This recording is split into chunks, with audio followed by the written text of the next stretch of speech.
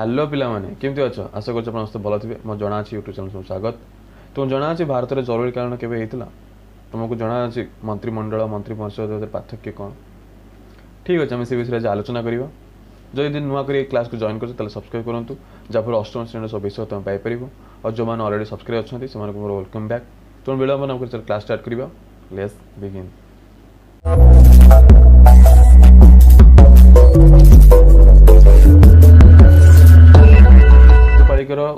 प्रथम भाग देखी जो आम किए राष्ट्रपति क्षमता विषय पढ़ते जो विविध क्षमता पर्यटन जाते आज आम नेक्स्ट स्टेप जावा पढ़िया पूर्व टी रिविजन करदे आम कौन कौन देखते तो आम देखी जे केंद्र सरकार संरचना तीनोटी भाग में विभक्त कराई तो तीनोटी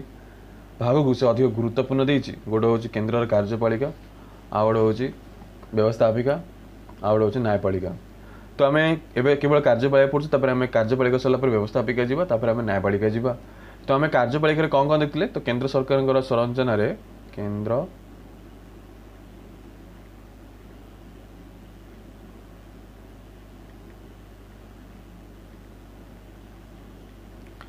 कार्यपालिका देखते कार्यपालिका पढ़ुले कार्यपालिका सरला व्यवस्थापिका जी तेणु कार्यपालिका कौन कौन पढ़ते आम केवल राष्ट्रपति पढ़ते आम जानते कार्यपालिकार मुख्य किए सी हूँ राष्ट्रपति जे कि केवल नाम मात्र मुख्य आंकरी नाम रे भारत में समस्त कार्य हुए समस्त काम हुए और जी से करती सी है वास्तव कार्यपालिका मुख्य वास्तव कार्यपालिका सी हूँ कि प्रधानमंत्री मुख्य कार्यपालिका हूँ राष्ट्रपति बट वास्तव कार्यपालिका प्रधानमंत्री और नाम मार्थ कार्यपालिका राष्ट्रपति नाम मार्थ कार्यपालिका राष्ट्रपति तांकरी नाम सब काम कराए और प्रधानमंत्री मंत्रिमंडल मंत्री परिषद एवं यही जो मंत्री परिषद को तीन भाग में उच्च महाधिविक 4 भाग में नहीं है गोटे हूँ मंत्रिमंडल जोटा कि कैबिनेट पाया मंत्री बोली कहुए मंत्रिमंडल को कैबिनेट मंत्री कहुए जोटा कि से विषय में सविशेष चर्चा करवा होती स्वराष्ट्र मंत्री स्वराष्ट्र द्वीप प्रकार स्वाधीन अच्छा आ केवल स्वराष्ट्र अच्छा तो भर पार्थक्य कौन जो आम मंत्रिमंडल मंत्री परिषद विषय अध्ययन करवा से विषय जान किंतु उच्च माध्यमिक मंत्री परिषद बा मंत्रिमंडल लिखुची उच्च माध्यमिक मंत्री परिषद बा मंत्रिमंडल लिखुची किंतु मंत्रिमंडल मंत्री परिषद दुईटी अलग अलग जिनस किंतु तुम सिलेबस अनुसार लिख बुझाला किंतु ये मन मंत्रिमंडल कैबिनेट को कहुए स्वराष्ट्र स्वाधीन अच्छा स्वराष्ट्र केवल स्वराष्ट्र अच्छा उपमंत्री अच्छी आईटा को से 4 भाग लिखी जोटा से 4 भाग लिखी ये दुटा को से आ गोटे भाग बन दी जहाँफल कौन है टोटाल 4टा है ये 1 ये 1 2 3 4 तो ठीक अच्छे तो आम ये कार्यपालिका विषय राष्ट्रपति अधा आम राष्ट्रपति सारा राष्ट्रपति प्रधानमंत्री और मंत्री परिषद भितर सारे अच्छी और टोटाल सारदे आज जो कार्यपालिका अच्छे से द्वितीय भाग में सारदे नेक्स्ट आम भाग में पढ़ा व्यवस्थापिका लोकसभा राज्यसभा संसद विषय जाना और न्यायपालिका सुप्रीम कोर्ट विषय जाना ठीक अच्छे तब आम जरूरीकालीन पढ़ा जो राष्ट्रपति विविध क्षमता जाते आज आम जरूरी क्षमता विषय पढ़ा जरूरीकालीन क्षमता एभली एक क्षमता जोटा कि राष्ट्रपति केवल घोषणा करें प्रधानमंत्री पाखे क्षमता ना तो प्रधानमंत्री और राष्ट्रपति पार्थक्य भी गोटे गोटे पार्थक्य आसपे जे राष्ट्रपति कौन जरूरीकालीन क्षमता घोषणा करें किंतु से प्रधानमंत्री उपदेश और परामर्श अनुजाई पर किंतु केवल राष्ट्रपति ही घोषणा करेंगे प्रधानमंत्री नुहे तो जरूरीकालीन क्षमता कौ समय आसूना जरूरीकालीन क्षमता व्यतीत आपातकालीन जरूरीकालीन व्यवस्था मुकाबला करने राष्ट्रपति स्वतंत्र भाव 3 गोटी क्षमता संविधान में प्रदान कराई तो आम जरूरीकालीन क्षमता कौन ताको 3टी भाग कराला तो आम तो गोटे गोटे कर पढ़ा तो 3टी भाग में कौन कराई गोटे जातीय कराला जातीय स्तर में मान सर्वभारत स्तर में कराई गोटे जातीय स्तर में जातीय स्तर में जातीय स्तर में जब कौन संकटमय परिस्थिति उपजुची तो आम से कारण देखा तो से हिसाब से संविधान 352 धारा संविधान 352 धारा संविधान 352 धारा राष्ट्रपति जातीय सर्वभारत स्तर में कौन कर जरूरीकालीन घोषणा करें जदि केवल राज्य में किसी संकटमय परिस्थिति सृष्टि होची राज्य सरकार संविधान उल्लंघन कर तो राज्य जो जो जो जो जरूरीकालीन घोषणा करा जाए ताको राज्य जरूरीकालीन घोषणा बोली कहा जाए राज्य जरूरीकालीन कहा जाए या संविधान को धारा अच्छे 356 धारा संविधान 356 ये 352 धारा धारा टी मन रखिए कारण ये गोटे ही विषय दिखाई धारा विषय दिखाई जो तो हम मुझे कहीदेवी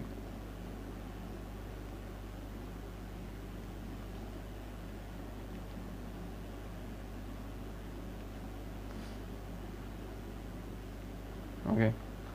तापर हूँ जदि मनकर देश आर्थिक स्तर में जब कौन संकटमय देखा जाऊँगी तब से आर्थिक जरूरीकालीन सब विषय कहुए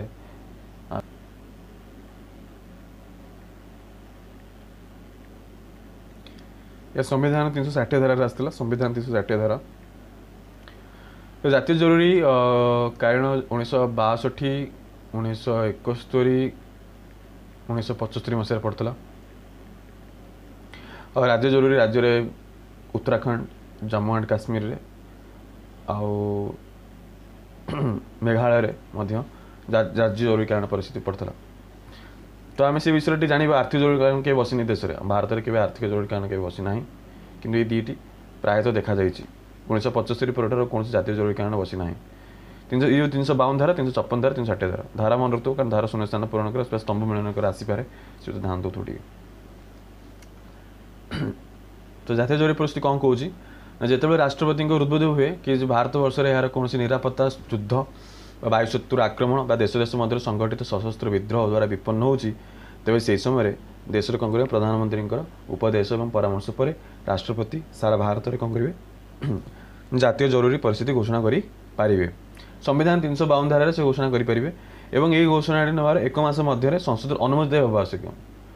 मनकर जो समय जब मन जातीय राजनामा जातीय जरूरीकालीन घोषणा कर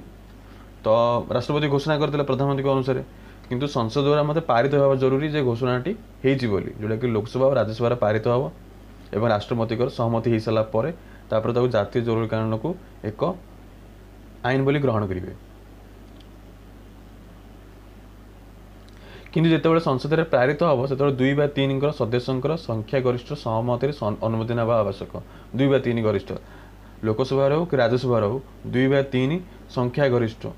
लोकसभा 2/3 अंश और राज्यसभा 2/3 अंश पास कर सारापर राष्ट्रपति सम्मति ने तापर जाए आईन परिणत हम एवं ये जो आईन थरे पास हो सारापर राष्ट्रपति मोहर बस सारापर ये 6 मास पर्यंत बलवत्तर रही भाव थर थर 6 मास अनुमति जातीय जरूरी को अनिर्दिष्ट काल पर्यंत बलवत्तर हो पार अनिर्दिष्ट काल पर्यंत किंतु प्रति 6 वर्ष कौन कर भालिड करा पड़ो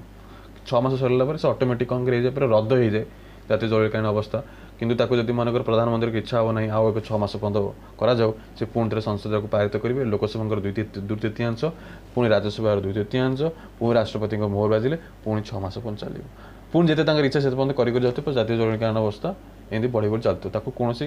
ये ना जे एतिक वर्ष रद्द राज्य में पढ़ा जे राज्य सर्टन जगह 3 वर्ष होगा संसद में पारित कले करहब ना तो 3 वर्ष पर्यंत मैक्सिमम सर्वाधिक तो 3 वर्ष पर्यंत राज्य जरूरीकालीन कर किंतु जातीय अनिर्दिष्ट पर्यंत तुम लंबेकी जापरु जोटा कि राज्य और जातीय मध्य पार्थक्य अच्छी आउ कारण कौन बाह्य शत्रु जो आक्रमण करेंगे और जो देश कौन विद्रोह हो संगठित होती तो से समय राष्ट्रपति को लगे अनुभव हुए जो भारत में एक आक्रमणात्मक परिस्थिति सृष्टि तो से भारत राज्य जरूरीकालीन परिस्थिति सृष्टि हो तो आम देखा जो राज्य जरूरीकालीन हुए तो से समय कौन कौन भारतीय मानकर असुविधा हुए विषय आलोचना करवा तो देखा जातीय परिस्थिति साधारणतः दुईटी क्षेत्र में विशेष भाव में अनुभूत हुए जातीय जरूरी परिस्थिति घोषणा हेले भारत प्रचलित संघीय व्यवस्था क्षुण्ण हो जाए आम जान संघीय व्यवस्था कौन ना केंद्र और राज्य सरकार के मध्य जो संपर्क जो प्रतिष्ठा होची एक संघीय राष्ट्र बोली कहुए तेणु भारत को संघीय राष्ट्र बोली कहला कि संविधान में संघीय राष्ट्र बोली वर्णना करूनी केंद्र कौन कौन ना भारत के राज्य मान समष्टि बोली कहूँ किंतु संघीय व्यवस्था डेफिनेशन कौन ना केंद्र सरकार और राज्य सरकार मानक नहीं गठित एक राष्ट्र को संघीय राष्ट्र बोली कहुए तो ये कौन संघीय राष्ट्र क्षुण्ण हम कहीं जातीय जरूरी अवस्था क्या समस्त राज्य प्रचलन कराऊँ कारण देश जब कराला तो समस्त राज्य ही प्रचलन करा तो जाफल तो विभिन्न प्रकार जो अधिकार थाए लोक मान अधिकार हो राज्य सरकार अधिकार जो थाए क्षुण्ण हुए तो से कौन कौन क्षुण्ण आम देखा जोटा लिखाई जथा कौन हो देख जथा राज्य तालिकाभुक्त विषय राज्य तालिकाभुक्त विषय राज्य मान संसद आईन प्रणयन करा देख राज्य तालिकाभुक्त कौन राज्य तालिका तो कौन देख आम 3टी तालिका अच्छी गोटे केन्द्र तालिका अच्छी गोटे जुग्म तालिका अच्छी आउ गोटे राज्य तालिका अच्छी बुझाऊँ से राज्य ये तालिकार केतटा सब आईन लिखाई आईन रे राज्य तालिकार जो आईन अच्छी राज्य को शक्ति दी तुम ये तालिकार जो आईन लिखाई तुम ही केवल प्रणयन कर बुझाला राज्य राज्य तालिकार जो सब आईन लिखा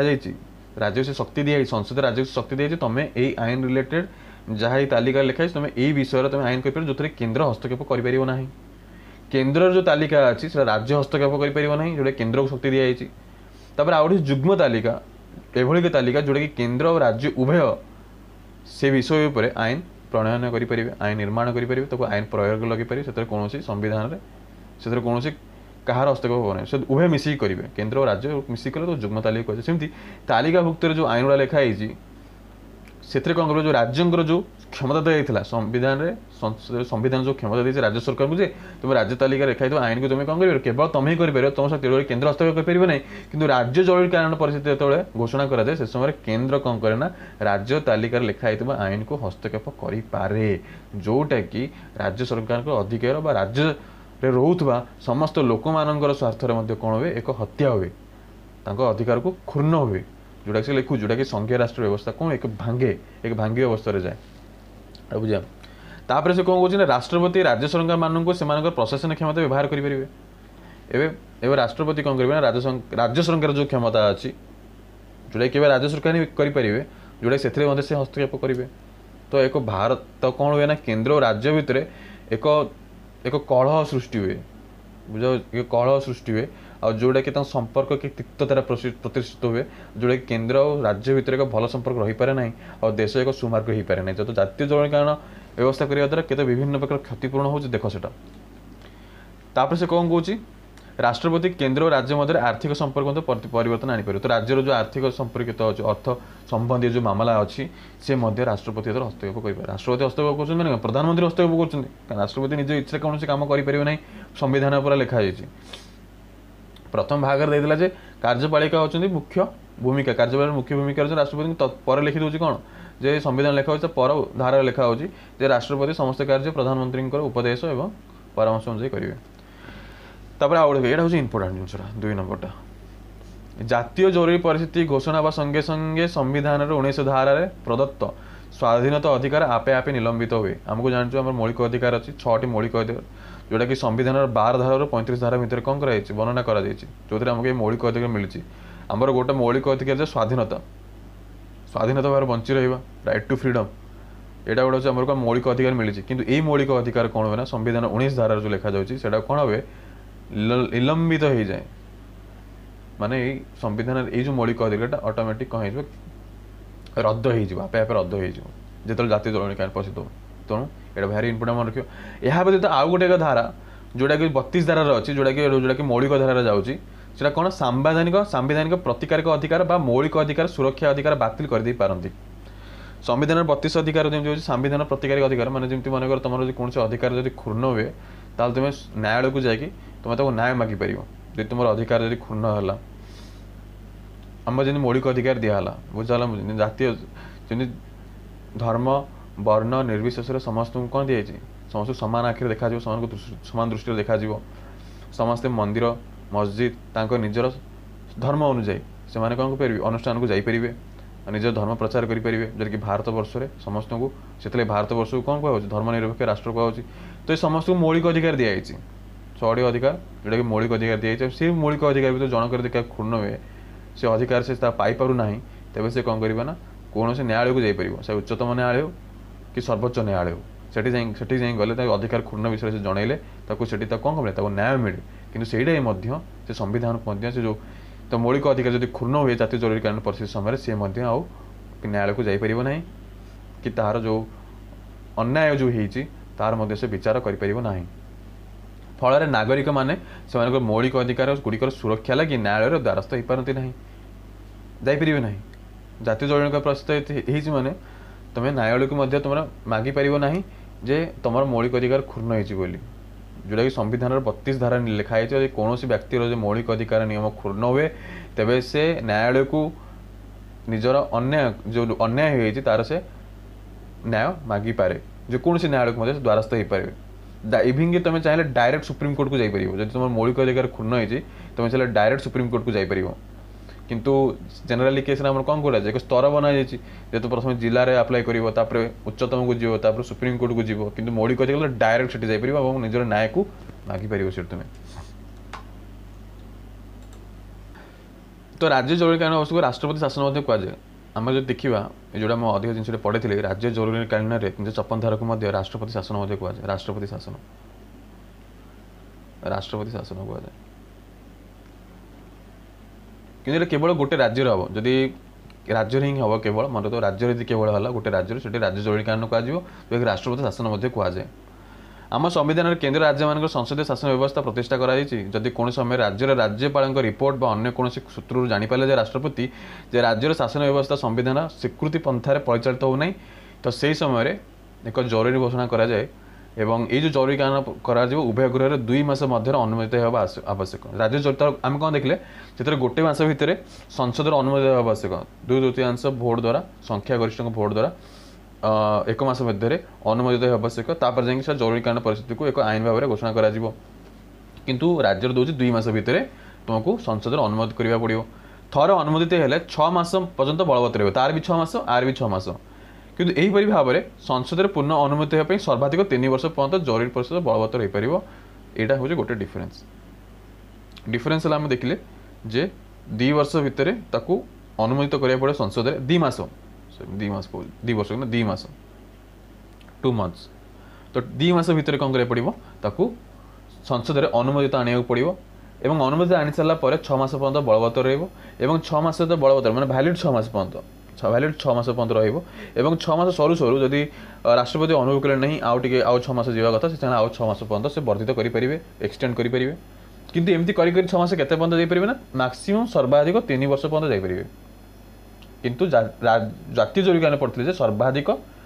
ଅନିର୍ଦ୍ଦିଷ୍ଟ କାଳ ପର୍ଯ୍ୟନ୍ତ, ତାଙ୍କର ଅନିର୍ଦ୍ଦିଷ୍ଟ କାଳ ପର୍ଯ୍ୟନ୍ତ ବଳବତ୍ତର ହୋଇପାରିବ। ହେଲା, ଏଥିରେ ସୂଚିତ କରାଯାଇପାରେ ଯେ ରାଷ୍ଟ୍ରପତି ଏହି କ୍ଷମତା ସାବଧାନରେ ସହିତ ଅତ୍ୟାବଶ୍ୟକ କ୍ଷେତ୍ରରେ ପ୍ରୟୋଗ କରିପାରିବେ। ନ୍ୟାୟର ଏହି ଘୋଷଣାକୁ ଯଦି ଅସିଦ୍ଧ ଘୋଷଣା କରେ, ତେବେ ପୂର୍ବରୁ ପ୍ରଶାସନିକ ବିପର୍ଯ୍ୟସ୍ତ ହୋଇଛି, ତାହେଲେ ରାଷ୍ଟ୍ରପତି ସମ୍ବିଧାନ 356 ଧାରା ଅନୁଯାୟୀ ଉକ୍ତ ରାଜ୍ୟରେ ଜାତୀୟ ଜରୁରୀ ପରିସ୍ଥିତି ଘୋଷଣା କରିପାରିବେ। ତ ଆମେ ଦେଖିଲେ କ'ଣ, ସମ୍ବିଧାନ 356 ଧାରା ଗୁଡ଼ା ଟିକେ ମନେ ରଖୁଥିବ, କାରଣ ଧାରା ସୁନିଶ୍ଚିତ କାରଣ ଯେଉଁଟା ଦେଇଛି ସେଟା ମନେ ରଖିବାକୁ ପଡ଼ିବ। ସିଲାବସ୍ ପାଠ୍ୟପୁସ୍ତକ ଭିତରେ ଯେଉଁଟା ଦେଇଛି ମନେ ରଖିବାକୁ ପଡ଼ିବ। ତେବେ ସେ କ'ଣ କହୁଛି, ତାହେଲେ ରାଜ୍ୟରେ ଯଦି ମନେକର ରାଜ୍ୟ ସରକାର ଯଦି ସମ୍ବିଧାନ ଅନୁଯାୟୀ କାମ କରୁନାହାନ୍ତି କି ସମ୍ବିଧାନ ଅନୁସାରେ ଉଲ୍ଲଂଘନ କରୁଛନ୍ତି, ଆମେ ଦେଖିଲେ ରାଷ୍ଟ୍ରପତି ଯେଉଁ ରାଜ୍ୟପାଳର କି ଶେଷସାରି କ୍ଷମତା ଥିଲା, ମାନେ ସେ କ'ଣ ଗୋଟେ ପାକ୍ଷିକ ରିପୋର୍ଟ ରାଷ୍ଟ୍ରପତିକୁ ଦିଅନ୍ତି, ଯେଉଁଟାକି ରାଜ୍ୟ ସରକାର ଜାଣିପାରିବେ ନାହିଁ। ଆମେ ଜାଣୁଛୁ ଯେ ରାଷ୍ଟ୍ରପତି ପ୍ରଧାନମନ୍ତ୍ରୀଙ୍କର ଉପଦେଶ ପରାମର୍ଶ ଅନୁଯାୟୀ କାମ କରିପାରିବେ, ସେ ନିଜ ଇଚ୍ଛାରେ କୌଣସି କାମ କରିପାରିବେ ନାହିଁ। କିନ୍ତୁ ରାଜ୍ୟପାଳଙ୍କର ଦୀଢ଼ କ୍ଷମତା ଯେଉଁଟା ଥିଲା କି ଶେଷସାରି କ୍ଷମତା, ଯେଉଁଟାକି ସେ ବିନା ଯେଉଁ ରାଜ୍ୟର ମୁଖ୍ୟମନ୍ତ୍ରୀଙ୍କ ଆଉ ମନ୍ତ୍ରୀ ପରିଷଦଙ୍କର ଆଦେଶ ବା ଉପଦେଶ ପରାମର୍ଶ ଅନୁଯାୟୀ ମଧ୍ୟ କାମ କରିପାରିବେ, ବିନା ନ ମାନି, ତା କଥା ନ ମାନି ମଧ୍ୟ ତାଙ୍କର 2ଟି କ୍ଷମତା ଅଛି, ଯେଉଁଟାକି ଶେଷସାରି କ୍ଷମତା, ଇଚ୍ଛାଧାରୀ କ୍ଷମତା ରାଜ୍ୟପାଳଙ୍କର କୁହାଯାଏ। ଯେଉଁଟାକି ଗୋଟେ ଥିଲା ଆମେ ପଢ଼ିଥିଲେ କ'ଣ, ଯେଉଁଟାକି ପାକ୍ଷିକ ରିପୋର୍ଟ। ରାଜ୍ୟପାଳ ଚାହିଁଲେ ଗୋଟେ ପାକ୍ଷିକ ରିପୋର୍ଟ ସେ ନିଜ ଇଚ୍ଛା ଅନୁସାରେ ପର୍ସନାଲ ନିଜ କରିବା ପାଇଁ, ଯେଉଁଟାକି ମୁଖ୍ୟମନ୍ତ୍ରୀଙ୍କୁ ନ ଜଣାଇ ସେ ରାଷ୍ଟ୍ରପତିକୁ ମଧ୍ୟ ଦେଇପାରିବେ ସେ ରିପୋର୍ଟ। ଆଉ ଯଦି ସେ ରିପୋର୍ଟ ସୂତ୍ରରୁ ଯଦି ରାଷ୍ଟ୍ରପତିକୁ ଜଣାଯାଏ ରାଜ୍ୟରେ ସମ୍ବିଧାନ ଅନୁଯାୟୀ କାମ ହେଉନାହିଁ, ତାହେଲେ ପ୍ରଧାନମନ୍ତ୍ରୀ ଜଣାପଡ଼ିଗଲା। କାରଣ ରାଷ୍ଟ୍ରପତି ରିପୋର୍ଟ ଆସିବ ନା, କାରଣ ରାଷ୍ଟ୍ରପତି ପ୍ରଧାନମନ୍ତ୍ରୀଙ୍କ ଯୋଗସୂତ୍ର ରକ୍ଷା ହୁଏ ନା, ଯେଉଁଟା ପ୍ରଧାନମନ୍ତ୍ରୀ ପଢ଼ିବ। ତ ସେହି ସମୟରେ ପ୍ରଧାନମନ୍ତ୍ରୀ ଜଣାପଡ଼ିଲା ଯେ ପ୍ରଧାନମନ୍ତ୍ରୀ କ'ଣ କରିବେ ନା, ସେ ରାଜ୍ୟରେ ରାଷ୍ଟ୍ରପତିଙ୍କୁ କହିକି ରାଜ୍ୟ ଜରୁରୀକାଳୀନ ପରିସ୍ଥିତି ଘୋଷଣା କରିବେ, ଯେଉଁଟାକି ରାଷ୍ଟ୍ରପତି ଶାସନ ମଧ୍ୟ କୁହାଯାଏ, ଯେଉଁଟାକି ସମ୍ବିଧାନ 356 ଧାରା ଅନୁଯାୟୀ ଘୋଷଣା କରିହେବ। କେଉଁ ସମୟରେ ନା, ରାଜ୍ୟ ସରକାର ଯଦି ସମ୍ବିଧାନ ଅନୁଯାୟୀ ଉଲ୍ଲଂଘନ କରୁଛନ୍ତି ବା ସମ୍ବିଧାନ ଯଦି କାମ କରୁନାହାନ୍ତି, ତେବେ ସେହି ସମୟରେ କରାଯାଇପାରିବ। ଯାହା ହେଲା, ତେବେ ଏହି ପ୍ରକାର ପରିସ୍ଥିତିକୁ ରାଜ୍ୟ ଜରୁରୀ ପରିସ୍ଥିତି କୁହାଯାଏ ବା ରାଷ୍ଟ୍ରପତି ଶାସନ ମଧ୍ୟ କୁହାଯାଏ। ବୁଝାଗଲା, ଯେଉଁ ରାଜ୍ୟରେ ଏ ପ୍ରକାର ଜରୁରୀ ପରିସ୍ଥିତି ଘୋଷଣା କରାଯାଏ, ସେ ରାଜ୍ୟର ଶାସନ ବ୍ୟବସ୍ଥା କେନ୍ଦ୍ର ସରକାରଙ୍କ ଦ୍ୱାରା ପରିଚାଳିତ ହୁଏ। ଯଦି ରାଜ୍ୟ ସରକାରଙ୍କ ଉପରେ ଯଦି ରାଜ୍ୟରେ ଯଦି ସେ ରାଜ୍ୟ ଜରୁରୀକାଳୀନ ପରିସ୍ଥିତି ହେଉଛି, ଟୋଟାଲ କେନ୍ଦ୍ର କ'ଣ କରିବ ନା, ରାଜ୍ୟର କାର୍ଯ୍ୟପାଳିକା ବ୍ୟବସ୍ଥାପିକା କ୍ଷମତାକୁ ନିଜ ହାତକୁ ନେଇ ଆସିବ। ପୁରା କେନ୍ଦ୍ର ସରକାର ପୁରା ହସ୍ତକ୍ଷେପ କରିବ ଏବଂ ସେଠି କ'ଣ କରିବ, କେନ୍ଦ୍ର ସରକାରଙ୍କ ଦ୍ୱାରା ପରିଚାଳିତ ହେବ। ରାଜ୍ୟର ପୁରା ଏଣ୍ଟାୟାର ରାଜ୍ୟଟା ପୁରା କେନ୍ଦ୍ର ସରକାରଙ୍କ ଦ୍ୱାରା ପରିଚାଳିତ ହେବ। ରାଜ୍ୟ ସରକାରଙ୍କର ସେଠି ଆଉ ରୋଲ୍ ରହିବ ନାହିଁ, ଭୂମିକା ରହିବ ନାହିଁ ସେଠି। ଆଉ ସେହି ରାଜ୍ୟରେ ବିଧାନସଭାକୁ ଭାଙ୍ଗି ଦିଆଯାଏ ବା ନିଲମ୍ବିତ କରିଦିଆଯାଏ। ଏଇଟା ଗୋଟେ ସବୁଠୁ ଗୋଟେ ଜିନିଷ ଯେଉଁଟାକି ଜାତୀୟ ଜରୁରୀ ପରିସ୍ଥିତି ନଥିଲା ଯେ ବିଧାନସଭାକୁ ଭାଙ୍ଗିଦେବ ବୋଲି। ବିଧାନସଭାରେ ଯେଉଁ ନିର୍ବାଚିତ ଯେଉଁ विधायक से मंत्री परिषद एवं राज्यर मुख्यमंत्री जो विधानसभा था से कम्प्लीटली भांगी दियंती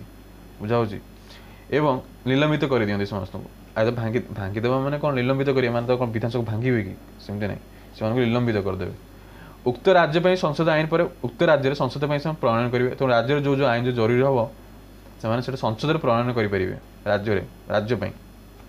किपर नियम बनाई संविधान देखिपार यहीपरि उक्त राज्य बजेट आय व्यय अटकल संसद द्वारा ही गृहीत हम एवं राज्य देख राज्यर बजेट कौन राज्यर विधानसभा होगा जरूरी हुए जोटा कि संविधान लिखाई किंतु राज्य जरूरीकालीन परिस्थिति घोषणा होगा मैंने संसद राज्य बजेट अनुकूल हम एवं द्वितीय कौन दिया देख राज्यर मंत्रिमंडल बरखास्त कर दि जाए विधानसभा भांगीगला मैंने कौन सरकार ही तो ना तो विधानसभा जो मंत्रिमंडल कौटी आसला बुझा राज्यर कार्यवली क्षमता राष्ट्रपति निज हाथ को नहीं जाती राष्ट्रपति को प्रतिनिधि भाव में राज्यपाल कार्यवली वास्तव मुख्य कार्य काम करती थोड़े राज्यपाल होगले एक वास्तव मुख्य कार्यकारी मतलब राष्ट्रपति प्रतिनिधि कम करते राष्ट्रपति प्रतिनिधि भाव में राज्यर कार्यपाल एक वास्तव मुख्य कार्यपालिका कह कह तो राज्यपाल जो राज्य सरकार समस्त जो आम जानते राज्यपाल कौन राज्य जमी राज्य सरकार कौन पढ़ुन वास्तव कार्यपालिका जिते राज्य जरूरीकालीन परिस्थिति घोषणा होगा एवं तो राज्य सरकार ना मुख्य वास्तव कार्यपालिका किए होगले राज्यपाल होगले जो कि राष्ट्रपति अधीन काम करेंगे राष्ट्रपति चाबी सब चाबी गाड़ी रहा राष्ट्रपति हाथ में राष्ट्रपति चाबी मैंने कौन प्रधानमंत्री कर इनडायरेक्टली परोक्ष भाव में कह प्रधानमंत्री ही कर राज्य को कंट्रोल कर प्रधानमंत्री कि जानी था जे देखिले राज्य जरूरीकालीन परिस्थिति राज्यपाल एक वास्तव मुख्य कार्यपालिका भाव में ग्रहण कर आवश्यक स्थले केंद्र सरकार राज्यपाल को प्रशासनिक सहायता देवाई परामर्शदाता नियुक्ति करेंगे जब मन प्रशासनिक अवस्था कारण बहुत बड़ा शासन होगा राज्य सरकार करा पड़े तो सब मेसीनारी जो अच्छा जो मैंने तहसिलदार होगले कि आईएएस ऑफिसर होगले बुझा ना बुझा तो सब ऊपर लेवल आरंभ पीएन पर्यंत समस्त प्रशासनिक क्षमता तो राष्ट्रपति चाहे गोटे परामर्शदाता रखिपारे से अनुसार से कौन करेंगे परिचालित करेंगे तो ये आम कौन देखिले जे जातीय और राज्य तो भर कौन पार्थक्य अच्छी देखीदे जातीय जरूरीकालीन परिस्थिति आउ राज्य जरूरीकालीन परिस्थिति कौन पार्थक्य अच्छी विषय आलोचना करद तो आम देखिले जे ये संविधान 352 धारा संविधान 352 धारा जातीय जरूरीकालीन पूरा सर्वभारत स्तर में घोषणा कर राज्य केवल संविधान 356 धारा संविधान 356 धारा दुई रे कौन ये सारा देश प्रचलित हुए ये सारा देश प्रचलित हुए ये हूँ केवल राज्य प्रचलित हुए केवल राज्य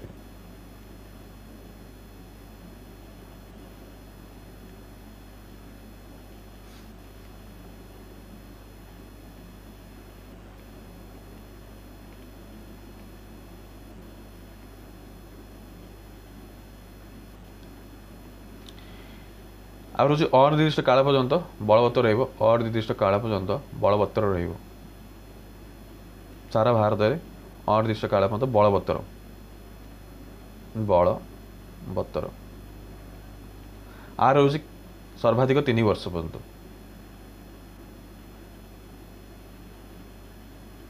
सर्वाधिक 3 वर्ष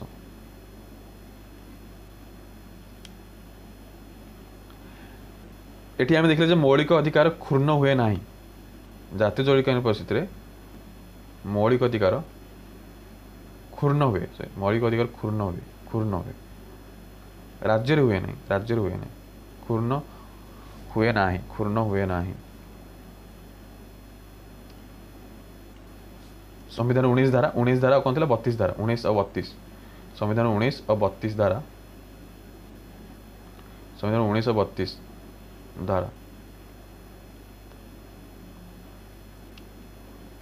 संविधान 19 और 32 धारा 1932 धारा आज तो कौन से मौलिक अधिकार क्षुण्ण हुए नहीं तो लिखिए अक्षुण्ण रुहे और अक्षुण्ण रुहे कारण कौन ना कौ समय जातीय जरूरीकालीन परिस्थिति सारा सारा देश में हो पार गोटे बाह्य निरापद बाह्य शत्रु आक्रमण कले आ गोटे निरापद युद्ध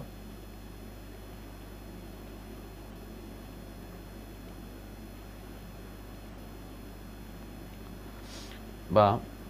देश मध्य विद्रोह संगठन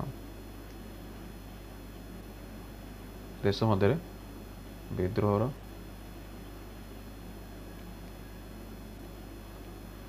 संगठन आ 5 रे कौन जो राज्य सरकार संविधान उल्लंघन कले राज्य सरकार संविधान उल्लंघन कले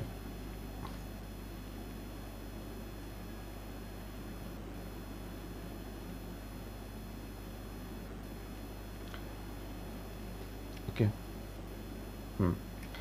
तो 5टी है आउ एटी संख्यागरिष्ठ अनुसार लोकसभा राज्यसभा कौन कर पारित करा पड़े ये कि यथारीति भाव में पारित करा पड़ो ये संख्यागरिष्ठ यथारीति ये सारा डिफरेन्स जान तब नेक्स्ट आर्थिक विषय पढ़ो जो राष्ट्रपति हृदय में भारत में आर्थिक स्थिरता विपन्न हो आर्थिक परिस्थिति विषय कौन विपर्यस्त होती से 360 धारा संविधान में कौन कर आर्थिक जरूरी परिस्थिति घोषणा करेंगे से समय कौन हम ना केंद्र सरकार राज्य सरकार विभिन्न अर्थनैतिक श्रृंखला पालन करने निर्देश दे था तो केंद्र सरकार कौन करेंगे राज्य सरकार मानक किपर अर्थ शक्ति को किपर बजाय कारण अर्थर संकट परिस्थिति सृष्टि होता है एवं जमी कोरोना कौन राज्य सरकार जो राज्य सरकार से अर्थ विपर्यस्त होती आर्थिक सूचना जरूरीकालीन परिस्थिति घोषणा ही ना किंतु आर्थिक एक विपर्य सृष्टि होती तुम जापर कि अर्थनैतिक अवस्था भारत वर्ष में केमती अच्छी राज्य सरकार अधीन में कार्यरत कर्मचारी दरमा ह्रास कर राष्ट्रपति निर्देश देते एवं भी देखिए राज्य सरकार सब राज्य सरकार अधीन में जो सब राज्य कर्मचारी अच्छा से देखिए दरमा देखिए केन्द्र स्तर में समस्त दरमा कौन ह्रास होती परसेंटेज आसे 80% पाँच बाकी 20 कि 25% दरमा तो कटा जाऊँगी से राज्य सरकार समस्त अर्थ विधेयक राष्ट्रपति अनुमोदन संरक्षित रखी जाए यहाँ गोटे जिन मन रखता जो आर्थिक जरूरीकालीन परिस्थिति घोषणा हुए राज्य सरकार समस्त अर्थ बिल जो अर्थ निर्णायक बिल आम बिल विषय सब पढ़ा बिल कौन बिल के प्रकार कराऊे संसद पढ़ा से सब आने कि गोटे मान बिल गोटे साधारण बिल अच्छे गोटे अर्थ बिल अच्छी अर्थ संबंधी जो बिल को अर्थ संबंधी कौन बिल को अर्थ बिल बोली कहुए एवं ये जो अर्थ बिल राज्य जो बजेट साधारण जो आसूँ आय व्यय अटकल जो रखा जो अर्थ बिल से चाहिए केंद्र सरकार कौन करे तो संरक्षित रखिपारे तो रिजर्व करेंगे आउ से राज्य सरकार पास करने देवेनि से केंद्र सरकार पाखे से क्षमता रही जाए है सर्वोच्च न्यायालय और उच्च न्यायालय विचारपति समेत केंद्र सरकार समस्त कर्मचारी दरमा जो ह्रास कराए राष्ट्रपति निर्देश देते राज्यर तो है पुणी केन्द्र केन्द्र है इभेन कि मुख्य विचारपति सुप्रीमकोर्टर उच्चतम जो सर्वोच्च न्यायालय मुख्य विचार से दरमा ह्रास हो आर्थिक जरूरी परिस्थिति घोषणानामा 2 मास मध्य संसद अनुमति आवश्यक एवं यही पर्यटन आम देश कौन प्रकार आर्थिक जरूरी परिस्थिति होना 2 मास पर्यटन कौन अनुमति कर पड़ो तो फास्ट देखिले जो जातीय जरूरी कैंसल 1 मास मध्य करा पड़ो आर हूँ 2 मास भितर दीटा को 2 मास आ जो एटा भी 2 मास एटा भी 2 मास भितर कौन करा पड़ो संसद में अनुमति करा पड़ो बुझाल जिनस तब नेक्स्ट आम उपराष्ट्रपति विषय अध्ययन करेंगे उपराष्ट्रपति आम संविधान में उपराष्ट्रपति पद लिखा जाए आम संविधान जमी राष्ट्रपति जमी पद विषय वर्णना कराई क्षमता विषय वर्णना कर उपराष्ट्रपति क्षमता विषय वर्णना उपराष्ट्रपति तो क्षमता किसी ना किंतु संविधान 2टी जिन जो अधिक गुरुत्व प्रदान करे आउ राष्ट्रपति जो उपराष्ट्रपति जी राज्यसभा अधाकी भाव में कार्य करती है योग्यता कौन राष्ट्रपति को प्रार्थी होगा कौन योग्यता से जड़े भारतीय नागरिक होते अति कम 35 वर्ष होता दरकार एवं राज्यसभा सदस्य होगा एक निम्न समस्त योग्यता थी दरकार राज्यसभा प्रार्थी हुए राज्यसभा गोटे प्रार्थी राष्ट्रपति उपराष्ट्रपति प्रार्थी होगा से राज्यसभा पद पर योग्य होता दरकार जमी राष्ट्रपति लोकसभार सभ्य होगा योग्य आवश्यक सेमती राष्ट्रपति उपराष्ट्रपति हूँ राज्यसभार योग्य होगा आवश्यक से केन्द्र व राज्य सरकार अधीन कौन लाभजनक पदवी नथिले मैं लाभजनक पदवी कही प्रथम भाग में लाभजनक पदवी क्या कहुए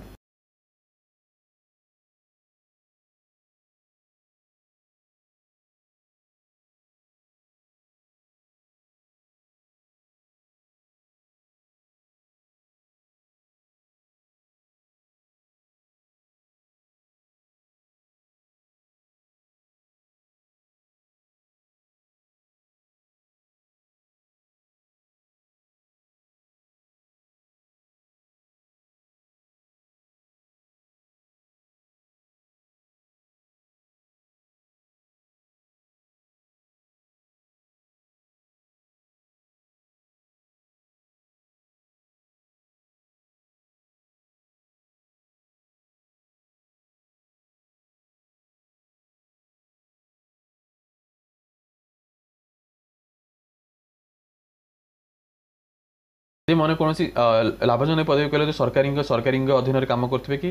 बेसरकारी अधीन काम करते से जब राष्ट्र उपराष्ट्रपति प्रार्थी लड़ुंट से कौन करेंगे पद को त्याग करेंगे पद को त्याग करेंगे जाए प्रार्थी लड़ी पारे कि यदि मन लोकसभा सदस्य अच्छा कि मंत्री अच्छा कि मंत्रिमंडल सदस्य अच्छा कि राज्यसभा अच्छा से थी लड़ी पारे प्रतिद्वंदी करेंगे उपराष्ट्रपति पदर कि थे उपराष्ट्रपति हो गले से लोकसभा पद इस्तीफा देवा पड़ो राज्यसभा पद इस्तीफा देवा पड़ो तापर से निजर कार्यभार ग्रहण करेंगे किंतु जदि मनकर कौन सरकारी बेसरकारी पद रोचे जो लाभजनक पदवी है लाभजनक पदवी तुमको इस्तीफा देवा पड़ो तापर प्रतिद्वंदी हो पार किंतु जो लोकसभा सदस्य हो कि राज्यसभा सदस्य होगी तुम्हें प्रतिद्वंदी कर कि थे उपराष्ट्रपति गले तुमको इस्तीफा देवा पड़ो डिफरेन्स यहाँ कि लोकसभा को मंत्रिमंडल को आ राज्यसभा पद को लाभजनक पदवी हिसाब को नि जाए ना जोटा कि लाभजनक पदवी मुझे कही आंकर भी से उपराष्ट्रपति भी से उपराष्ट्रपति संसद उभय गृहर समस्त सभ्यों को नहीं गठित निर्वाचक मंडली द्वारा आनुपातिक प्रतिनिधित्व एकक हस्तांतर गोपनीयता भोटदान प्रणाली निर्वाचित होती तेज राष्ट्रपति एक प्रकार गोपनीयता भोट हुए सार्वजनिक स्तर में अनुपातिक स्तर में हुए एक हस्ताक्षर जोटा कि मुझे छाड़ी थी पार्ट 1 नहीं कंप्लीट अलग वीडियो आने कारण से हूँ पूरा कंप्लीट रिलेटेड बहुत बड़ विषयटा अटे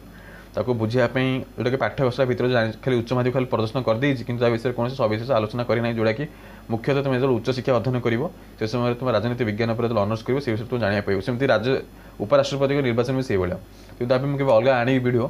अलग के क्लास आनी और से क्लास तुमको एलाबोरेटली एक्सप्लेन करी खाली ये हस्तांतर गोपनीय भोटदान से निर्वाचित करती कि भितर बहुत अनेक गुड़े जिनस अच्छी भितर अनेक गुड़े जिनस अच्छी आपको जब मुझे कहि ये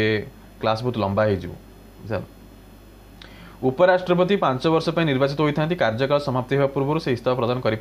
पदच्युत करे जो राज्यसभा संख्यागरिष्ठ सभ्य उपराष्ट्रपति को बहिष्कार करने प्रस्ताव ग्रहण करेंगे और उक्त प्रस्ताव लोकसभा सम्मति लाभ कले से उपराष्ट्रपति पदच्युत होंगे आम जानते राष्ट्रपति महाभियोग हुए कि महाभियोग हुए ना अभियोग हुए अभियोग महाभियोग कहुए आपको कौन बहिष्कार कर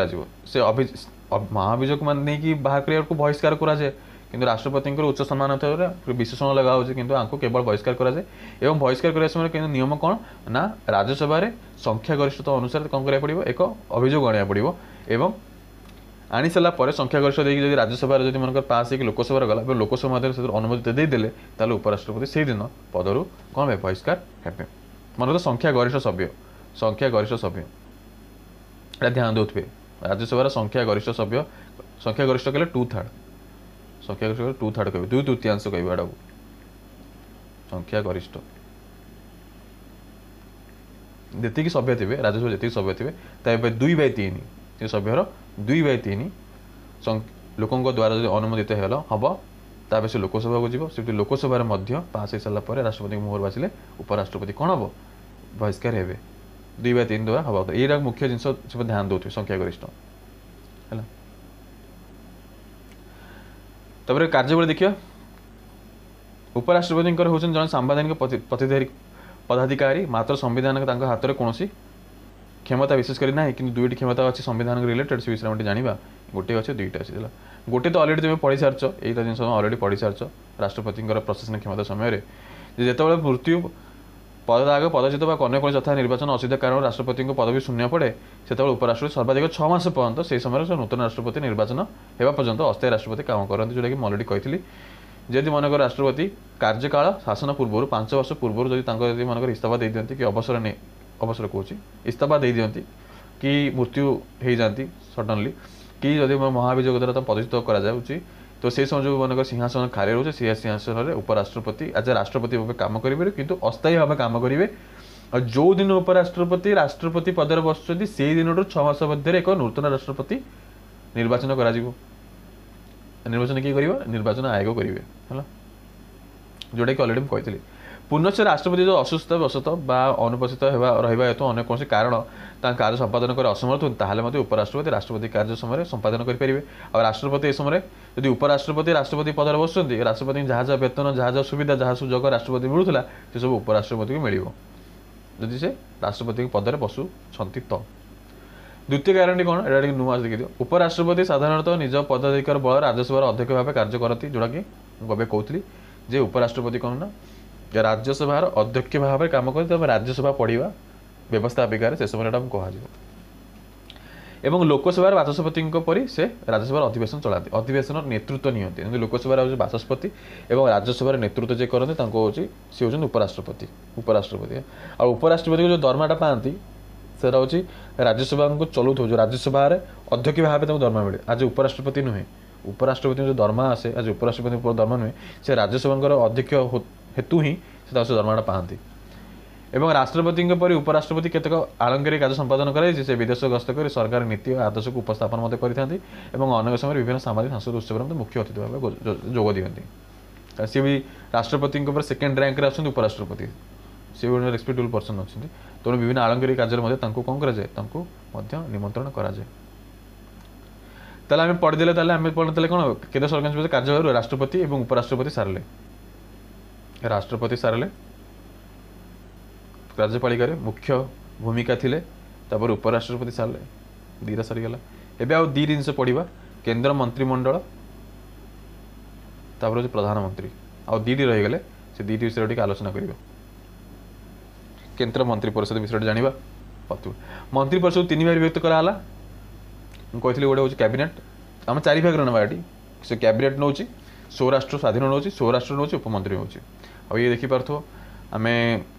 କେନ୍ଦ୍ର ମନ୍ତ୍ରୀ ପରିଷଦ କେତେବେଳେ ଆସୁଛି ନା ଯେତେବେଳେ ଲୋକସଭାରେ ଯେତେବେଳେ ନିର୍ବାଚନ ହୋଇଗଲେ, ଲୋକସଭା ମନେକର ସରକାର ବନେଇଲା, ଏବେ ଲୋକସଭା ଯେତେବେଳେ ସଂଖ୍ୟାଗରିଷ୍ଠତା ଭାବରେ ଆସିଲେ ଏବଂ ମେଜୋରିଟି ପାଇଗଲା, କହିଲେ 273ରୁ ଅଧିକ ହେବା ଦରକାର। 273ରୁ ଅଧିକ ହେଲେ ସେ ହିଁ କେବଳ ସରକାର ଗଠନ କରିପାରିବ ଆଉ ରାଷ୍ଟ୍ରପତି ତାକୁ ନିଯୁକ୍ତି କରିବେ ପ୍ରଧାନମନ୍ତ୍ରୀ ଭାବରେ। ସେ ଦଳର ଯଦି ମାନେ ଯାହାକୁ ସେମାନେ ପ୍ରଧାନମନ୍ତ୍ରୀ ଚୟନ କରିବେ, ରାଷ୍ଟ୍ରପତି ତାକୁ ନିଯୁକ୍ତି କରିବେ। ଏବଂ ସେ ଯେଉଁ ଲୋକସଭା ଭିତରେ ସାଂସଦ ଭିତରୁ କେତେକ ମନ୍ତ୍ରିମଣ୍ଡଳ ହେବେ, କେତେକ ମନ୍ତ୍ରୀ ପରିଷଦ ଗଠନ କରାଯିବ। ସେ ମନ୍ତ୍ରୀ ପରିଷଦ ଭିତରେ ସେ ବିଭିନ୍ନ ଭାଗରେ ଚାରି ଭାଗରେ ବିଭକ୍ତ କରାହେଲା ଏବଂ ସେ ମନ୍ତ୍ରୀ ପରିଷଦଙ୍କ ସବୁଠୁ ମୁଖ୍ୟ ଭାବରେ ଯେ ରହିବେ ସେ ହେଲା ହେଉଛି ପ୍ରଧାନମନ୍ତ୍ରୀ। ସେ ହେଉଛନ୍ତି ପ୍ରଧାନମନ୍ତ୍ରୀ, ଦେଖିପାରୁଛ ପ୍ରଧାନମନ୍ତ୍ରୀ। ଆଉ ଏଇ ସାଇଡ଼୍ରେ ତୁମେ ଦେଖିପାରୁଥିବ so union of council minister କୁହାଯାଏ କେନ୍ଦ୍ର ମନ୍ତ୍ରୀ ପରିଷଦ।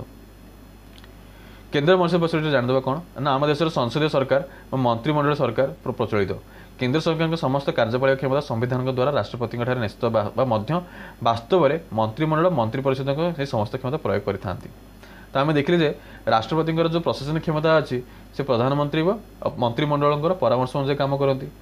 ବୁଝାହେଉଛି। ଆଉ ପ୍ରଧାନମନ୍ତ୍ରୀଙ୍କ ସମସ୍ତ ପ୍ରଧାନମନ୍ତ୍ରୀ କଥା ମନ୍ତ୍ରିମଣ୍ଡଳ ମାନେ ମାନିବାକୁ ବାଧ୍ୟ। ଯଦି ନ ମାନିବେ ତାହେଲେ ମନ୍ତ୍ରିମଣ୍ଡଳ ସେ ସାଙ୍ଗରେ ଯେକୌଣସି ଯଦି ମନ୍ତ୍ରିମଣ୍ଡଳ ଯେକୌଣସି ଯଦି ମନ୍ତ୍ରୀ ଯଦି ମାନୁନାହିଁ ସାଙ୍ଗେ ସାଙ୍ଗେ ତାକୁ ବାହାର କରି ଦିଆଯାଏ। ସମ୍ବିଧାନର 74(1) ଧାରାରେ ଉଲ୍ଲେଖ ରହିଛି ଯେ ରାଷ୍ଟ୍ରପତିଙ୍କ କାର୍ଯ୍ୟ ସମ୍ପାଦନ ସହାୟତା କରିବା ପାଇଁ ତାଙ୍କୁ ପରାମର୍ଶ ପ୍ରଦାନ କରିବା ପାଇଁ ପ୍ରଧାନମନ୍ତ୍ରୀ ଅଧ୍ୟକ୍ଷତାରେ ଏକ ମନ୍ତ୍ରୀ ପରିଷଦ ରହିବ। କାରଣ ମନ୍ତ୍ରୀ ପରିଷଦ ଏକ ସାରା ଦେଶକୁ ଚଲେଇ ପାରିବେ ନା, କାରଣ ମନ୍ତ୍ରୀ ପରିଷଦକୁ ହିଁ ଗଠନ କରିବାକୁ ପଡ଼ିବ।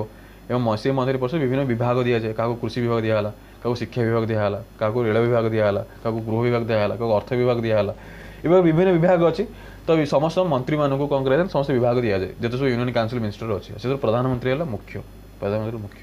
ତାଙ୍କ ମାନଙ୍କ ଭିତରୁ ବୁଝାହେଲା। ସମ୍ବିଧାନ 74(1) ସମ୍ବିଧାନ 74(1) ଧାରା ଯେଉଁ ଧାରା ଦିଆଯାଇଛି ଯେଉଁ ସେ ଧାରା ଗୋଟେ ମନେ ରଖିବାକୁ ପଡ଼ିବ। 74(1) ସମ୍ବିଧାନ 74(1)ରେ ଲେଖାଯାଇଛି ଯେ ରାଷ୍ଟ୍ରପତି କାର୍ଯ୍ୟ ସମ୍ପାଦନ କରିବେ କାହାଙ୍କ ପରାମର୍ଶ ଅନୁଯାୟୀ, ପ୍ରଧାନମନ୍ତ୍ରୀ ଏବଂ ମନ୍ତ୍ରୀ ପରିଷଦଙ୍କର ଅନୁଯାୟୀ ହେଲା। ତାପରେ ଦେଖିବା ମନ୍ତ୍ରୀ ପରିଷଦ ଗଠନ କ'ଣ, କିପରି ମନ୍ତ୍ରୀ ପରିଷଦ ଗଠନ କରାଯାଉଛି ତାପରେ ଦେଖିବା। ପ୍ରଧାନମନ୍ତ୍ରୀ ହେଉଛନ୍ତି କେନ୍ଦ୍ର ପରିଷଦର ମୁଖ୍ୟ। ଦେଖ କେନ୍ଦ୍ର ହେଉଛନ୍ତି ସେ ହେଉଛି ପ୍ରଧାନମନ୍ତ୍ରୀ, କହୁଥିଲି ଯେଉଁଟା ପ୍ରଧାନମନ୍ତ୍ରୀ ହେଉଛି କେନ୍ଦ୍ର ମନ୍ତ୍ରୀ ପରିଷଦଙ୍କର ହେଉଛି ମୁଖ୍ୟ। ପ୍ରତ୍ୟେକ ସାଧାରଣ ନିର୍ବାଚନ ପରେ ଲୋକସଭାର ସଂଖ୍ୟା ଗରିଷ୍ଠ ଆସନ ଲାଭ କରିସାରିଲା ପରେ ଗୋଟେ ରାଜନୈତିକ ଦଳ ବା ଏକାଧିକ ଦଳର ମେଣ୍ଟର ନେତାକୁ ରାଷ୍ଟ୍ରପତି ପ୍ରଧାନମନ୍ତ୍ରୀ ନିଯୁକ୍ତି କରନ୍ତି। ପ୍ରଧାନମନ୍ତ୍ରୀ ପରାମର୍ଶ କ୍ରମେ ରାଷ୍ଟ୍ରପତି ଅନ୍ୟ ମନ୍ତ୍ରୀମାନଙ୍କୁ ନିଯୁକ୍ତି ପ୍ରଦାନ କରନ୍ତି ଏବଂ ମନ୍ତ୍ରୀ ପରିଷଦଙ୍କ ସଦସ୍ୟରେ ସଂସଦର ଯେକୌଣସି ଗୃହର ସଦସ୍ୟ ହୋଇପାରନ୍ତି। ଯଦି କୌଣସି ବ୍ୟକ୍ତି ସଂସଦର ସଭ୍ୟ ନଥାଏ ମନ୍ତ୍ରୀ ଭାବେ ନିଯୁକ୍ତି ହୁଅନ୍ତି ତାକୁ 6 ମାସ ମଧ୍ୟରେ ସଂସଦରେ କୌଣସି ଗୃହରେ ସଭ୍ୟ ଭାବେ ନିର୍ବାଚିତ ହେବାକୁ ପଡ଼ିବ। ଏବେ ଦେଖ ଏବେ ଧ୍ୟାନ ଦେବ ଏ କଥାଟା କ'ଣ ଲେଖା ହେଇଛି। ତାହେଲେ ଆମେ ଜାଣିଲେ ଯେ ପ୍ରଧାନମନ୍ତ୍ରୀ କିପରି ନିଯୁକ୍ତି ହୁଅନ୍ତି, ସଂଖ୍ୟାଗରିଷ୍ଠତା ପାଇସାରିଲା ପରେ ରାଷ୍ଟ୍ରପତିକୁ ନିଯୁକ୍ତି କରି ସରିଲା, ଏ କାମ ସରିଗଲା। ତାପରେ ସେ ନେକ୍ସଟ କହୁଛି ଯଦି ମନେକର ମନ୍ତ୍ରୀ ପରିଷଦ ଭିତରେ ଯଦି କୌଣସି ମନ୍ତ୍ରୀ ତାକୁ ଯଦି ଚୟନ କରିବାକୁ ପଡ଼ିଲା, ଯଦି ଯେଉଁ ପ୍ରଧାନମନ୍ତ୍ରୀ ସେ ମନ୍ତ୍ରୀ ପରିଷଦ ଭିତରେ ଜଣକୁ ମନ୍ତ୍ରୀ ପରିଷଦ ଭାବରେ ନିଯୁକ୍ତି ଦେଲେ ଏବଂ ସେହି ମନ୍ତ୍ରୀ ପରିଷଦ ଯଦି ଉଭୟ ଗୃହରେ ଯଦି ସଭ୍ୟ ନଥାନ୍ତି, ସେ ଲୋକସଭାର ହେଉ କି ରାଜ୍ୟସଭାର ହେଉ, ଲୋକସଭାର କି ରାଜ୍ୟସଭାର ଯଦି ମନେକର ସଭ୍ୟ ନଥାନ୍ତି ତେବେ ତାଙ୍କୁ 6 ମାସ ଭିତରେ ତାଙ୍କୁ ଲଢ଼ିବାକୁ ପଡ଼ିବ। ମାନେ ପ୍ରାର୍ଥୀ ଭାବରେ ହିଁ ଲୋକସଭା ସଦସ୍ୟ ପାଇଁ କିଏ ଲଢ଼ନ୍ତୁ କି ରାଜ୍ୟସଭା ପ୍ରାର୍ଥୀ ଭାବରେ ଲଢ଼ନ୍ତୁ, ତାକୁ ଲଢ଼ିକି ତ ଜୟଯୁକ୍ତ ହେବାକୁ ପଡ଼ିବ। ହେଲେ ଯାଇକି ସେ ଗୋଟେ କେନ୍ଦ୍ର ମନ୍ତ୍ରିମଣ୍ଡଳରେ ଗୋଟେ କେନ୍ଦ୍ରର ମନ୍ତ୍ରୀ ପରିଷଦ ମଧ୍ୟରେ ସେ ଏକ ମନ୍ତ୍ରୀ ଭାବେ ରହିପାରିବେ। केन्द्र मंत्री परिषद भितर मंत्री होगाक हेले जदि मोर सभ्य हो ना था जदि मन लोकसभा राज्यसभा 6 मास भितर लड़िया पड़ो जो जो एरिया जो कन्स्टिट्यूएंसी भितर जो एरिया थी 6 मास भितर लड़िया पड़ो जदि से सभ्य जदि से जीतीगले आदर से लोकसभा मेम्बर हूँ कि राज्यसभा मेम्बर हूँ हो गले तेज से केन्द्र मंत्री परिषद भितर सी एक मंत्री भाव में कार्य करें आदि मनकर 6 मास भितर जब न हो पारे तेज से मंत्री हो पारे ना है नचेत मंत्री पद से हराइबे तापर कौन लिखाई नचेत से मंत्री पद हराइबे प्रधानमंत्री मंत्री मान मध्य विभाग बंटन आवश्यक समय विभाग अदल बदल मत कर मंत्री मान संख्या और मंत्री परिषद आकार स्वरूप प्रधानमंत्री स्थिर कर से तो मुख्य केन्द्र केन्द्र मंत्री परिषद मध्य प्रधानमंत्री मुख्य एवं से चाहिए जहाँ जहाँ विभाग जहाँ देते मन जन को शिक्षा देते सी देखिए शिक्षा विभाग मंत्री भल कम करना ताको शिक्षा विभाग काढ़ी पारे और आउ जन शिक्षा विभाग कार्यान्वयन दे पारे से प्रधानमंत्री तेज सांप्रदायिक व्यवस्था अनुसार केन्द्र मंत्री परिषद संख्या लोकसभा 15% रु अधिक हेब नाही एरा इम्पोर्टेंट जे मनकर टोटाल सभ्य केन्द्र मंत्री परिषद सभ्य जो केन्द्र मंत्री परिषद सभ्य होची टोटाल यदि कह 15% जदि कह 545 सभ्य संख्या कह जदि से केन्द्र परिषद सभ्य 15% रु अधिक हेब ना टोटाल के 80-81 होगा तो 80-81 उपरू केन्द्र मंत्री परिषद सभ्य संख्या हो पार ना कारण से जन को नहीं पारे ना केन्द्र परिषद आगुरी कहना जो राजीव गांधी दल शासन चलूला से समय केन्द्र मंत्री परिषद जो थे मंत्री मानू कारण मेंट सरकार गठन होता मेंट सरकार कह ना आपको ये विभाग दे से मेंट सरकार को आपको ये विभाग दे कारण कौन गोटे एक ना स्थायी सरकार सीना गठन कले पाखे से निज निज इच्छा अनुसार कि ये मंत्री को ये विभाग दो से मंत्री को ये विभाग दियो जो मेंट सरकार हमें जो समस्त इच्छा थाए आपको ये विभाग दियो विभाग दियो तुम कौन एक 120-130 केन्द्र परिषद जो मंत्री परिषद सभ्य 120-130 हो जाए आ जो अधिक मंत्री हम से कार्य ठीक सुरक्षा हुए ना बांधी बुंदा हो जाए सुरुखुरे चले ना तेणु संविधान स्थिर कराला एक संविधान संशोधन कराला जे संविधान जो संसद में 15% केन्द्र मंत्री परिषद सभ्य अधिक हम ना 80-81 हो 550 कहले 15% कहले 80-81 अधिक मंत्री रखिपर ना बुझा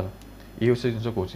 15% अधिक हम ना ये इंपोर्टाट सर्ट क्वेश्चन शून्य स्थान पूरण कर मंत्री परिषद गठन बेले प्रधानमंत्री देशर विभिन्न राज्य अनुसूचित जाति और जनजाति तथा महिला मान उपयुक्त प्रतिनिधि मैंने बाछि था जनजाति और लघु जाति जमी माइनोरिटीज मानक बुझा हो तो से कौन कर प्रतिनिधित्व प्रधानमंत्री चयन चुक्त करेंगे से भाई मिलित मंत्रिमंडल गठन में मेंट दलर सभ्य संख्या तथा मंत्री पद गुरुत्व और पूर्व अभिज्ञता को विचार से निपर से मिलित मंत्रिमंडल गठन मेंट जोटा कि मानकर जो दलटी मिलित भाव में मेंट हो मिलित मंत्रिमंडल मेंटर जदि मनकर मेंट सरकार कौन मेंट सरकार कह कर कौन ना से कहे आंकु मंत्री बनातु से कहे आंकु मंत्री बनातु तो ये जो मनकर जो गोटे मंत्रिमंडल है ये गोटे दलर होना विभिन्न दलर को लेकिन गोटे विभिन्न दलर विभिन्न मंत्री मान नहीं गोटे मेंट हो विचार प्रधानमंत्री नियंती आलोचना करती अभिज्ञता अनुजाई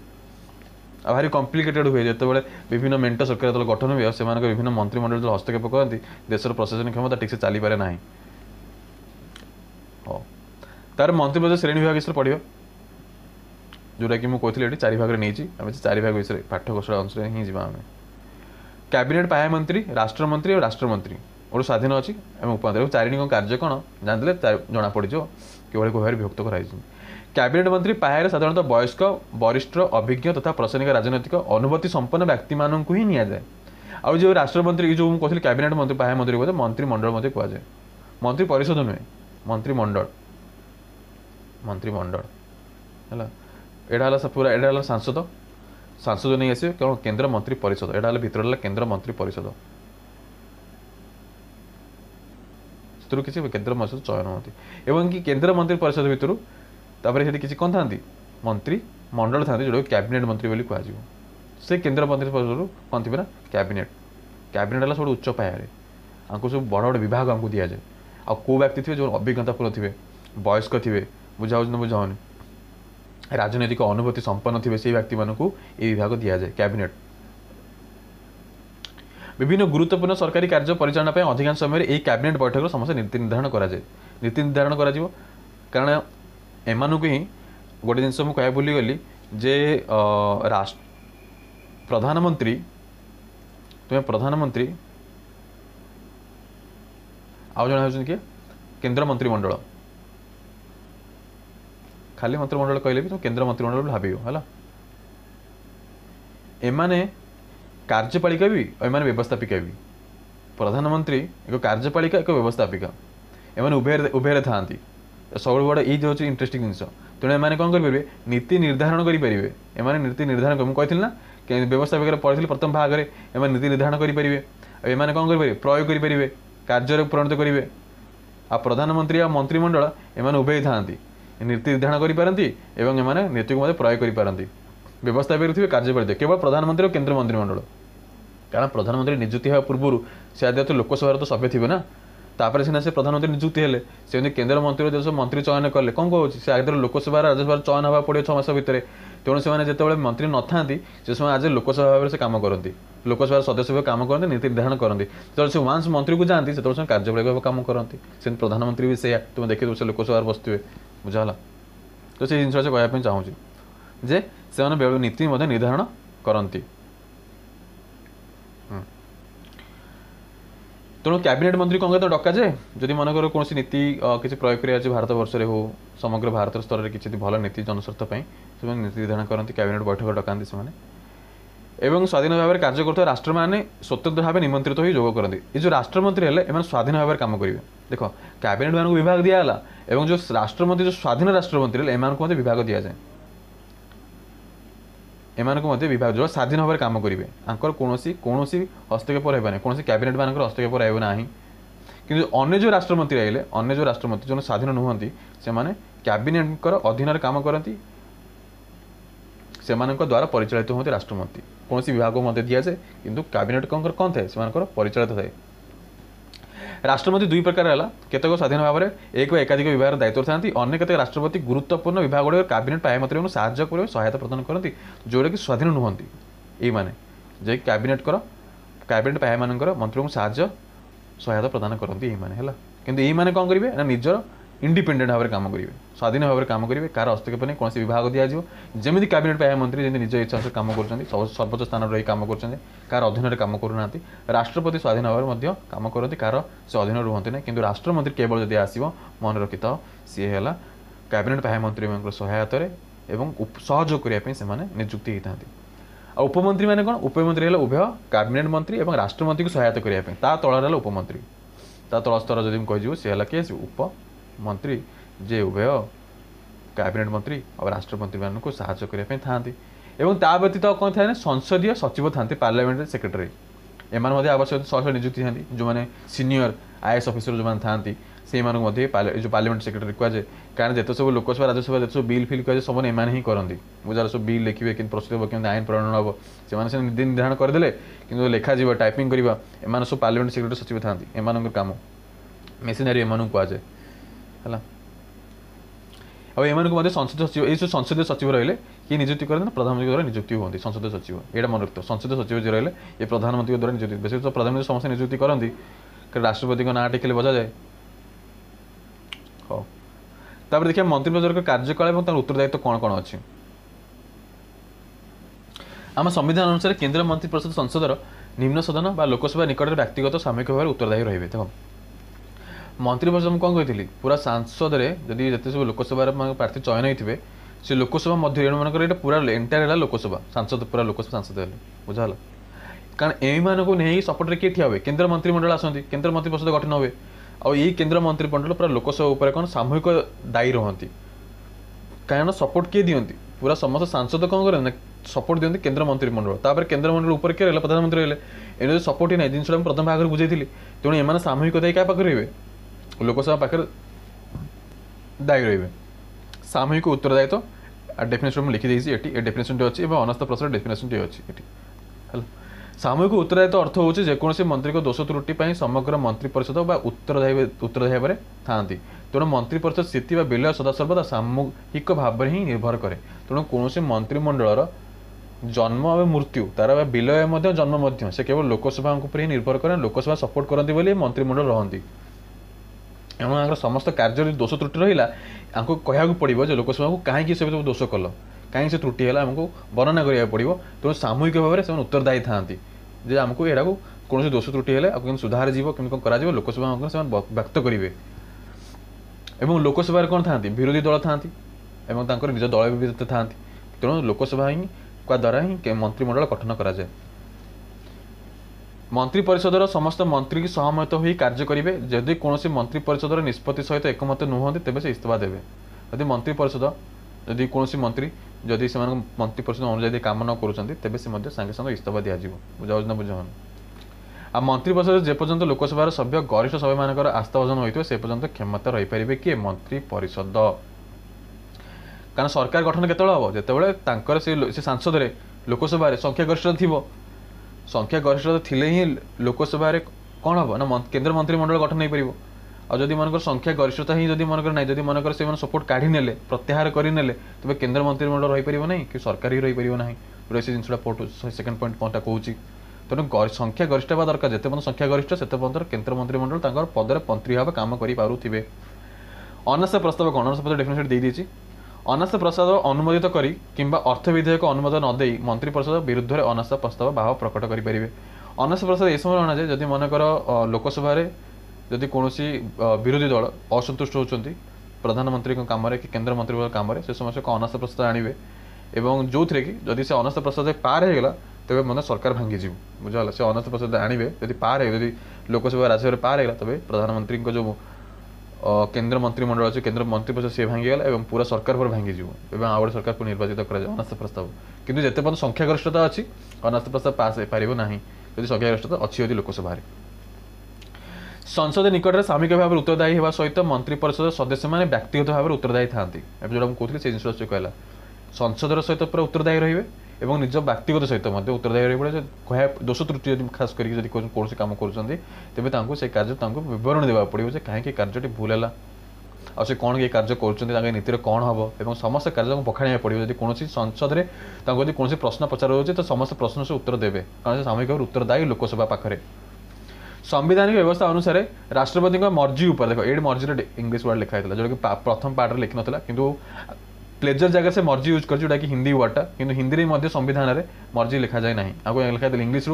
ଇଂଲିଶରୁ ପୁଣି ହିନ୍ଦୀ ପୁଣି ହିନ୍ଦୀରୁ ପୁଣି ଓଡ଼ିଆ ହେଇଛି। ତେଣୁ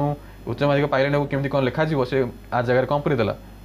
ମର୍ଜି ପୁରେଇଦେଲା ମର୍ଜି। କିନ୍ତୁ ଆକ୍ଚୁଆଲି ମର୍ଜି କୁହାଯିବନି ଇଚ୍ଛା ଅନୁସାରେ ରାଷ୍ଟ୍ରପତିଙ୍କ ଇଚ୍ଛା ଅନୁସାରେ ମନ୍ତ୍ରିମଣ୍ଡଳଙ୍କର ସମସ୍ତ ମନ୍ତ୍ରୀ ରହିପାରିବେ ସେ ଜିନିଷ ସେ କହିବା ପାଇଁ ଚାହୁଁଛି ସେ ଜାଗାରେ ସେ ମର୍ଜି ଲଖିଦେଇଛି। କିନ୍ତୁ ଇଂରାଜୀରେ actually during the pleasure of the president ଯେଉଁଟାକି ମୁଁ କହୁଥିଲି ପ୍ରଥମ ଭାଗରେ ପ୍ରେସିଡେଣ୍ଟଙ୍କର ଇଚ୍ଛା ଅନୁସାରେ କେନ୍ଦ୍ର ମନ୍ତ୍ରିମଣ୍ଡଳ ବା ମନ୍ତ୍ରୀ ପରିଷଦ ଯେତେ ସଭ୍ୟ ଅଛନ୍ତି ରାଷ୍ଟ୍ରପତି ଇଚ୍ଛା ଅନୁସାରେ ହୋଇପାରିବେ। ରାଷ୍ଟ୍ରପତି ଇଚ୍ଛା ଅନୁସାରେ ମାନେ କ'ଣ ପ୍ରଧାନମନ୍ତ୍ରୀ କହିଲେ ଯଦି କହିବେ ରାଷ୍ଟ୍ରପତିଙ୍କୁ ବାହାର କରିଦିଅ ଇସ୍ତଫା ଦେଇଦିଅ କାରଣ ମୋର କଥା ଶୁଣୁନାହିଁ ଏ ମନ୍ତ୍ରିମଣ୍ଡଳ ରହି ମଧ୍ୟ ମୋର କାମ କିଛି କରୁନାହିଁ ୟାକୁ କାଢ଼ ସାଙ୍ଗେ ସାଙ୍ଗେ କାଢ଼ିଦିଅ। ତେଣୁ ରାଷ୍ଟ୍ରପତି ମର୍ଜି ଅନୁସାରେ ମର୍ଜି କହିଲେ ମାନେ କ'ଣ କି କୌଣସି ଏଥିରେ କୌଣସି ବ୍ୟବସ୍ଥା ନାହିଁ ଯଦି କହିଲେ ବାହାର କରିଦିଅ ନା ବାହାର କରିଦିଅ। ଯେମିତି ଆମେ ଯେଉଁ ରାଷ୍ଟ୍ରପତିଙ୍କୁ ଦେଲେ ମହାଭିଯୋଗ କରାଗଲା ତାଙ୍କ ଗୋଟେ ପ୍ରୋସିଜର ଥିଲା ଗୋଟେ ଅର୍ଦ୍ଧାଧିକ ଜଟିଳ ପ୍ରକ୍ରିୟା ଥିଲା। ଲୋକସଭାର 1/4 ସ୍ୱାକ୍ଷର ହେବ ତାପରେ ରାଜ୍ୟସଭାର 2/3 ଦ୍ୱାରା ଭୋଟ ଦେଇ ଲୋକସଭା ଯିବ ପୁଣି ଲୋକସଭା 2/3 ଯଦି ପାରିତ ହେବ ତାପରେ ଯାଇକି ସେଠି ବିଭିନ୍ନ ପ୍ରକାର ଜଟିଳ ପ୍ରକ୍ରିୟା ଥିଲା ତାପରେ ଯାଇ ରାଷ୍ଟ୍ରପତି ବାହାରିବେ ଗୋଟେ ପ୍ରୋସିଜର ଥିଲା। କିନ୍ତୁ ଆଙ୍କୁ କାଢ଼ିବେ ମାନେ କାଢ଼ିଯାଉ ଆଙ୍କର କୌଣସି ପ୍ରୋସିଜର ହିଁ ନାହିଁ। ତେଣୁ କାହାକୁ ମର୍ଜି ଲେଖାଯାଉଛି during the pleasure of the president କୁହାଯାଏ। ମନ୍ତ୍ରୀମାନେ ନିଜ ନିଜ ପଦବୀରେ ଥାନ୍ତି ମାତ୍ର ଯଦି କୌଣସି ସମୟରେ ପ୍ରଧାନମନ୍ତ୍ରୀ ପରାମର୍ଶ କ୍ରମେ ରାଷ୍ଟ୍ରପତି ଯେକୌଣସି ଚାହିଁଲେ ମନ୍ତ୍ରୀକୁ ବରଖାସ୍ତ କରିପାରିବେ ଯେଉଁଟାକି ମୁଁ ଅଲରେଡି କହିସାରିଛି। ତାପରେ ମନ୍ତ୍ରୀ ପରିଷଦଙ୍କ କାର୍ଯ୍ୟବଳୀ ଦେଖିବା କାର୍ଯ୍ୟକାଳ ବିଷୟରେ ଜାଣିଲେ ଗଠନ କ'ଣ ଜାଣିଲେ ଏବେ ତାଙ୍କର କ'ଣ ପଢ଼ିବା କାର୍ଯ୍ୟବଳୀ ବିଷୟରେ ଟିକେ ଅଧ୍ୟୟନ କରିବା ଦେଖିବା କ'ଣ କହୁଛନ୍ତି। ଫାଷ୍ଟ ନୀତି ନିର୍ଦ୍ଧାରଣ ଆମେ କହିଥିଲେ ମନ୍ତ୍ରୀ କାରଣ ସେମାନେ କ'ଣ ବ୍ୟବସ୍ଥାପିକ ଭାବେ କାମ କରନ୍ତି ଏମାନେ ସିନା କାର୍ଯ୍ୟପାଳିକା ଏମାନେ ବ୍ୟବସ୍ଥାପିକ ଭାବେ ଥାନ୍ତି ଏମାନେ ନୀତି ନିର୍ଦ୍ଧାରଣ କରିପାରିବେ ନୀତି ନିର୍ଦ୍ଧାରଣ କରିପାରିବେ ଏମାନେ। ମନ୍ତ୍ରିମଣ୍ଡଳ ଦେଶର ଶାସନ ତଥା ବୈଦେଶିକ ବ୍ୟାପାର ସମ୍ପର୍କରେ ବିଭିନ୍ନ ନୀତି ନିର୍ଦ୍ଧାରଣ କରିପାରନ୍ତି କିଏ ମନ୍ତ୍ରିମଣ୍ଡଳ ଯେଉଁ ସଭ୍ୟ ରହିଲେ ବୁଝାଉଛି ନା ମନ୍ତ୍ରୀ ପରିଷଦ ଯେଉଁ ସଭ୍ୟ ରହିଲେ ସେମାନେ କ'ଣ କରିବେ ନା ନୀତି ନିର୍ଦ୍ଧାରଣ ମଧ୍ୟ କରିପାରିବେ। ନିର୍ଦ୍ଧାରିତ ନୀତିର ପ୍ରୟୋଗ ମନ୍ତ୍ରିମଣ୍ଡଳ କେବଳ ନୀତି ନିର୍ଦ୍ଧାରଣ କରିନଥାନ୍ତି ବିଭିନ୍ନ ନୀତି ଗୁଡ଼ିକର କିପରି ଠିକ୍ ଭାବରେ ଉପଯୁକ୍ତ ଭାବରେ କାର୍ଯ୍ୟ କରିପାରିବ ତାହା ମଧ୍ୟ ମୁଁ କହିଥିଲି ଏମାନେ ନୀତି ନିର୍ଦ୍ଧାରଣ କରିପାରିବେ ଏବଂ କାର୍ଯ୍ୟ କରିପାରିବେ। ତେଣୁ ଏଇ ଜିନିଷଟା ତୁମେ କନଫ୍ୟୁଜ୍ ହେବ ନାହିଁ ବୁଝାହେଲା। ଏଇ ଜିନିଷଟା କେବେ ତୁମେ ଦୁଇଟା କନଫ୍ୟୁଜ୍ ହେବ ନାହିଁ କାରଣ ସେ ନୀତି ନିର୍ଦ୍ଧାରଣ କରିପାରିବେ ନୀତି ପ୍ରୟୋଗ କରିପାରିବେ ଯେଉଁଟାକି ମୁଁ ଅଲରେଡ଼ି ଫାଷ୍ଟ ପାର୍ଟରେ ବୁଝେଇଛି କେଉଁମାନେ ନୀତି ନିର୍ଦ୍ଧାରଣ କରନ୍ତି ଆଉ କେଉଁମାନେ ନୀତି ପ୍ରୟୋଗ କରନ୍ତି। ଆଇନ ପ୍ରଣୟନ ସଂସଦରେ କାର୍ଯ୍ୟ ହେଉଥିବା ସୁଦ୍ଧା ବିଭିନ୍ନ ଆଇନକୁ ରୂପରେଖ ଦେବା କରିବା ଏମାନଙ୍କର ବି କାମ୍ୟ। ଅର୍ଥ ସମ୍ବନ୍ଧୀୟ ମାମଲା ମଧ୍ୟ ଦେଶର ଆୟ ବ୍ୟୟ ହେଲା କିମ୍ବା ସୂତ୍ର ନିର୍ଦ୍ଧାରଣ କରିବା ବଜେଟ୍ ଉପସ୍ଥାପନ କରିବା ଏମାନେ ମଧ୍ୟ କରିଥାନ୍ତି। राष्ट्रपति को परामर्श प्रदान करवा देशर शासन और राष्ट्रपति कार्य संपादन क्षेत्र में समुचित परामर्श प्रदान करते हैं राष्ट्रपति कार्य क्या परामर्श कम करेंगे प्रधानमंत्री और मंत्री परिषद परामर्श अनुसार काम करेंगे से जिन लिखुची और आंतर विभाग समन्वय प्रतिष्ठा करवा सरकार विभिन्न विभाग समन्वय प्रतिष्ठा करवा सामूहिक भाव सरकार विभिन्न योजना और कार्यक्रम सुफल रूपायन करवा मुख्य कर्तव्य विभिन्न योजना जानते बुझा योजना बुझान कालिया योजना आसला राज्य सरकार हिसाब से प्रधानमंत्री विभिन्न योजना आसूसी प्रधानमंत्री सुरक्षा बीमा योजना आसला तो विभिन्न जिते जो योजना आसूसी से सरकार केन्द्र परिषद भितर समन्वय रही जिते सब केन्द्र परिषद रही समन्वय रही विभाग कार्य कारण गोटे विभाग था दी विभाग कम करेंगे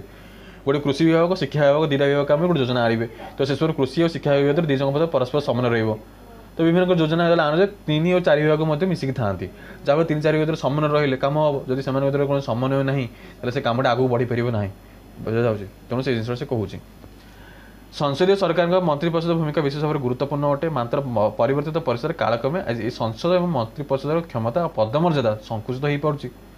एवं देखो धीरे धीरे कौन ना सब जो सांसद रही के मंत्री परिषद रही तुम देखो टीवी बहुत समय देखते कि लोकसभा राज्यसभा सभ्य मैंने बसते बसिक मोबाइल देखुए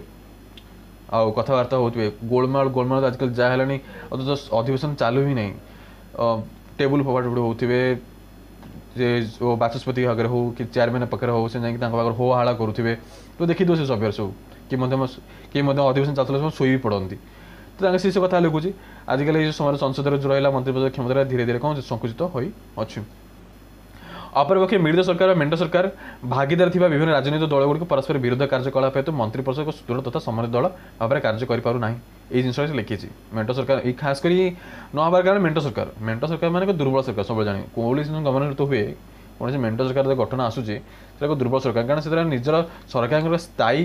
एक विचार रखिपारती ना जब कौन स्थायी विचार रखापी चाहते सी अनेक कौन दल कहे ना आम विचार रख से तुम्हें आम विचार को नीति निर्धारण कर आम उपर अधिक ध्यान दियो तेणु ये मेंट उपर अधिक निर्भर जो गोटे दुर्बल सरकार कहुए तापर आम प्रधानमंत्री विषय पढ़ा कार्यकाल कौन कार्यवली कौन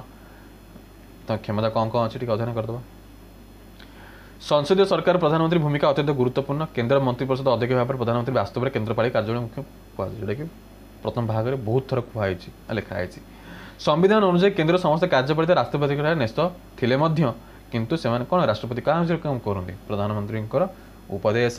एवं परामर्श अनुजाई तेणु आम राजनैतिक तथा प्रशासनिक व्यवस्था सब प्रधानमंत्री सब अधिक क्षमताशाली बुझा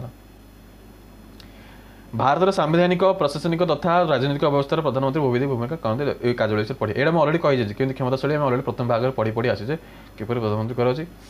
कहीं अधिक क्षमताशाली किपरि हेले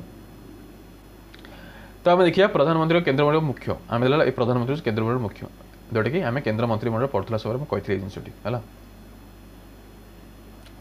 प्रत्येक साधारण निर्वाचन पर लोकसभा संख्या गरिष्ठ आसन पुणी से जिन दूसरी बारंबार से जिन से पुणी बताऊँगी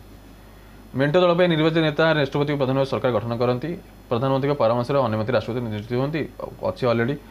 प्रधानमंत्री मंत्री पाया निर्धारण करते से विभाग गठन कर जो अलरेडी कही सारी मंत्रिमंडल बैठक करते कार्यसूची करते जोड़ा तुम पढ़ी सम्मान रक्षा करती प्रत्येक मंत्री प्रधानमंत्री नेतृत्व बाध्य अलरेडी फास्ट अच्छी मंत्रिमंडल जिते सब अच्छे सदस्य मैंने प्रधानमंत्री उपदेश को आदेश को मानक बाध्य न मानले इस्तीफा देवा पड़ो जोटा अलरेडी अच्छे तो मंत्री पद सृष्टि स्थिति बिल केन्द्रबिंदु हो प्रधानमंत्री और से चाहे कौन से मंत्री को परिवर्तन करें बहिष्कार करें जोटा अलरेडी से कही सारी से पुणी से पुणी बारंबार उच्च माध्यमिक पुणी वर्णना करुँच देखिए राष्ट्रपति हूँ राष्ट्रपति मंत्रिमंडल भितर जोगसाथी करें राष्ट्रपति प्रेसिडेंट एवं प्रतिमंडल काउंसिल ऑफ मिनिस्टर तांको भितर से कौन कर एक जोगसूत्र रक्षा करती किए आमर प्राइम मिनिस्टर तांको भितर रिलेशनशिप मेंटेन करेंगे बुझा भितर किए रहती मझे किए रहती प्राइम मिनिस्टर रहती प्राइम मिनिस्टर प्रधानमंत्री हूँ राष्ट्रपति प्रधान परामर्शदाता सब राष्ट्रपति मझे मझे कौन परामर्श देते आप काम करूँ से काम करूँ वैदेशिक नीति आप जाऊँच विदेश गस्त कर तो विदेश गत जाए नीति कहतु समस्त परामर्श नहीं राष्ट्रपति काम करें राष्ट्रपति निज स्वेच्छा कौन काम करेंगे ना राष्ट्रपति मंत्रिमंडल समस्त निष्पत्ति जन राष्ट्रपति द्वारा प्रेरित वार्ता को से मंत्रिमंडल बैठक आलोचना उपस्थापन करते प्रधानमंत्री राष्ट्रपति संसद देश शासन वैदेशिक व्यापार संपर्क विशेष भाव में अव्याहत करते कि प्रधानमंत्री एवं मंत्रिमंडल जो मत प्रस्ताव आना से राष्ट्रपति को जनाती और राष्ट्रपति से परामर्श दिखते जोगसूत्र भाव में कम करते से भाव में संसद एवं मंत्रिमंडल मध्य संसद पार्लियामेंट और काउंसिल ऑफ मिनिस्टर पाखे से कौन कर एक जोगसूत्र रक्षा कर प्राइम मिनिस्टर मझे तेणु केत इंपोर्टाट कार्य अच्छा आम जापर मिनिस्टर प्रधानमंत्री संसद मंत्रिमंडल समय रक्षा करता संसद आगत होता विभिन्न चिठा आईन बिल आम चिठा आईन बिल विषय पढ़े तो संसद व्यवस्था विषय पढ़ मंत्रिमंडल बैठक में आलोचना करती संसद सभी मान प्रश्न उत्तर मत प्रदान करती संसद मानक थे यदि मंत्रिमंडल पचार कि लोकसभा जब मन सांसद पचार समस्त प्रश्न उत्तर मंत्रिमंडल प्रधानमंत्री देवाक पड़ो बुझला कहीं कहते ना प्रधानमंत्री मंत्रिमंडल पूरा लोकसभा पर सामूहिक भाव में दायी रहती मंत्रिमंडल गृहीत सरकार रीतिगत संसद में प्रधानमंत्री द्वारा उपस्थापित हुए तेणु गृहीत मान संसद द्वारा यदि कौन मानक नीति आसूसी सी प्रधानमंत्री द्वारा उपस्थापन कर तो प्रधानमंत्री कारण सी हूँ समस्त मुख्य आउ मंत्रिमंडल कौन बैठक तो प्रधानमंत्री अधिकार करेंगे कारण सी ही मुख्य मैंने अधिकार से ही करेंगे अधिक मतलब नेतृत्व जो नि नेतृत्व जो मैंने ने बुझ चेयरमैन बोली कह चेयरमैन जो नेतृत्व नहीं तो इंग्राजी चेयरमैन कह सभापति प्रधानमंत्री राष्ट्र नेता दलर नेता एवं देश मान लोक मान देशर लोक मान नेता से राष्ट्र कि प्रधानमंत्री राष्ट्र नेता केमती हेले ना विभिन्न नेता और समग्र देशर नेता से भारत आभ्यंतर शासन है कि आंतर्जातिक संपर्क कौन विषय कौन नीति होची तो से कौन करें विभिन्न नीति निर्धारण से करती एवं नीति गुड़िक संसद में गृहीत हुए प्रधानमंत्री विदेश ग्रस्त कर आंतर्जातिक क्षेत्र में भारत वैदेशिक नीति आभिमुख्य विभिन्न देश में उपस्थापन करती तेणु से राष्ट्र नेता हेले और से विभिन्न लोक स्वार्थ पूरण करेंगे और आंतर्जातिक स्तर जो लोक बाहर जो लोक जोटा कि पढ़ी जोटा कि कूटनीति संपद पढ़ी आम देश बाहर विभिन्न लोक रोचे से स्वार्थ पूरण करने आवश्यक तेणु आम विदेश भल संपर्क जहाँकि आमदानी रप्तानी हो पार संपर्क अधिक प्रतिष्ठित है कौन पार ना देश विकसित मुख्य देश जापर तेणु ये देश केमती हो पार देश केमती आगू बढ़े सब प्रधानमंत्री कौन करते हैं राष्ट्र नेता भाव में कम करती दल तो नेता से हे शासन से दलर सर्वोच्च नेता है तेणु शासक दलर नीति और कार्यक्रम निर्धारण करती कारण दलर जे नेता ही थी से ही मुख्यमंत्री से ही प्रधानमंत्री हो पार मन रखत जे दलर नेता हे से ही कह प्रधानमंत्री हम एवं देशर लोक मान नेता से प्रधानमंत्री से देशर जननायक भारत प्रत्येक नागरिक प्रधानमंत्री ठार बलिष्ठ नेतृत्व प्रशासनिक दक्षता कर्तव्यनिष्ठा देश सर्वांगीण उन्नति से दृढ़ संकल्प नहीं था एवं से बहुविधि भूमिका अच्छी जमी नीति आयोग होगा नीति आयोग कौन आगे योजना आयोग कौन ये देख योजना आयोग भी नीति आयोग कहुए और नीति आयोग जो एक प्रकार आयोग जो सरकार प्रधानमंत्री हो केन्द्र मंत्रिपरिषद कौन करते ना योजना निर्माण करती देशर लोक सर्वांगीण उन्नति हो जनस्वार्थ पूरण हो हित उपदेश विभिन्न योजना आनती और ये जो योजनाटा कौटे नीति आयोग हुए और से नीति आयोग अध्यक्ष किए करती ना प्रधानमंत्री करती यह व्यतीत से अनेक संस्था कमिटी आयोग विश्वविद्यालय सहित संपृक्त स्वाधीनता दिवस में प्रधानमंत्री लाल किले जातीय पताका उत्तोलन कर देशवासी को उत्तोलन करती जातीय पताका कौ दिन स्वाधीन दिवस में आम राष्ट्रपति है साधारणतः गणतंत्र दिवस जनवरी 26 ये अगस्त 15 ये योजना प्रयोग कौन आम देश कौन शिक्षा है स्वास्थ्य है कृषि है शिल्प इत्यादि समस्त प्रकार उन्नति लगी अनेक योजना प्रस्तुत कराए केन्द्र स्तर में गोटे आयोग प्रस्तुत कराई ये आयोग को योजना आयोग कहुए जोटा कि नीति आयोग कहुए यार प्रधानमंत्री हूँ अध्यक्ष प्रधानमंत्री अध्यक्ष बुझा प्रधान चेयरमैन करती तो ये तो आम नेक्स्ट आम केन्द्र व्यवस्था पढ़ा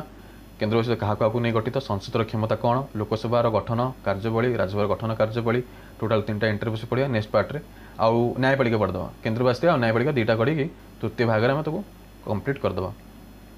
है तृतीय भाग 2टा कंप्लीट करदे छोट अच्छी बेसी बड़ा ना ये छोट 2टा अच्छी ये 2टा इंपोर्टेंट संसद आउट तो ठीक अच्छे आगे पुनः देखा जब क्लास भल लगे तो लाइक करूँ शेयर करूँ।